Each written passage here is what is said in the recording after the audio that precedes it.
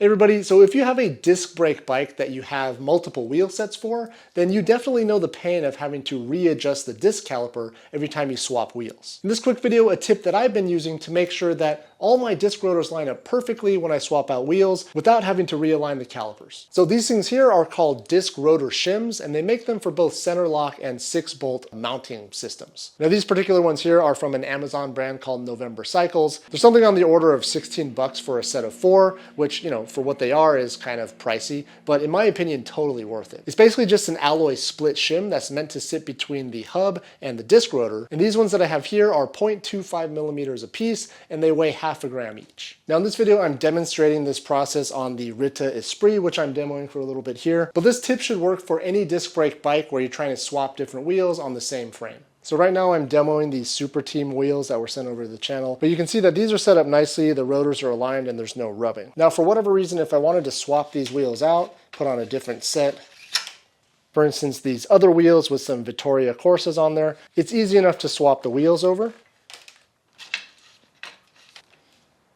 But you can see that as soon as I swap the wheel over, we now have a significant amount of disc rotor rub. So what you want to do for this tip to work is pick the wheel setup where the rotor is furthest outboard and use that as your baseline and set up your caliper to that rotor. And that's going to create a situation where the secondary wheel set that you're going to put on will have disc rotor rub with the inner pad of the brake caliper. Now this is a wheel that you want to shim, and by placing a stack of shims between the rotor and the hub, you can actually push the rotor outboard slightly to match that of the original wheel set. So in our case here, there's actually some pretty decent rub. So I think what I'm going to do is probably try 2 1/4 millimeter shims on the inside of the rotor.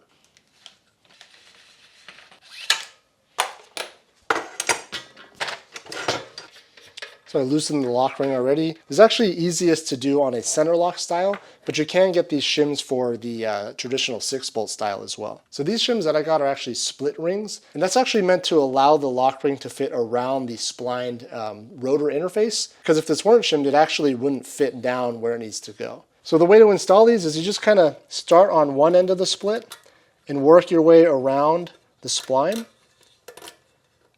until it snaps into place like that. So like I said, we had some pretty bad rub in this scenario, so I'm going to try 2 shims and see how that works out.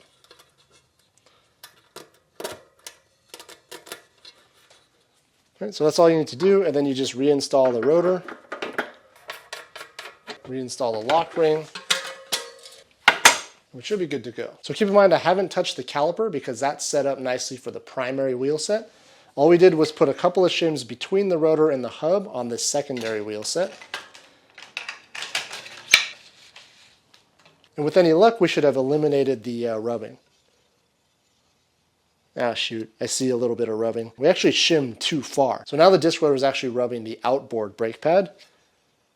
Well, that's easy enough. We just have to remove one of the shims. And that's really straightforward to do. You may need to get a little pick or a tiny flathead screwdriver like this just to pick that split of the shim off, so you can kind of pull it off the hub like that. But that's all there is to it. So we removed one shim. Let's put our rotor back on.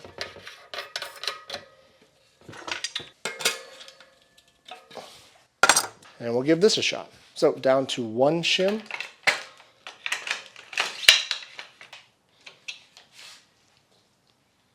And there you go. No rubbing. Perfect. So now we have both wheels set up so that we can just swap them interchangeably without having to touch the disc caliper every time. And you should have no disc rotor rubbing because the rotors are spaced exactly the same on both wheels now. And for a few bucks, to me, that's totally worth it, because having to adjust the caliper every time you want to swap your wheels, it's kind of a pain. So here's our other wheel.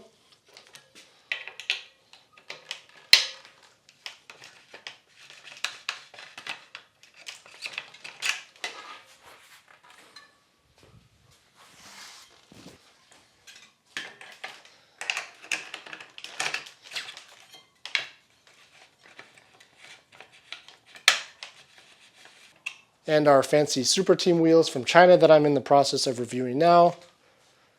Perfect, no rubbing. So there you have it, pretty decent tip in my opinion. You can now stop wasting time adjusting your disc brake calipers every time you want to swap wheels. I'll have a link to these shims down below in the description if you're interested. Thanks again for watching. Thanks for subscribing to the channel if you haven't already. We'll see you next time.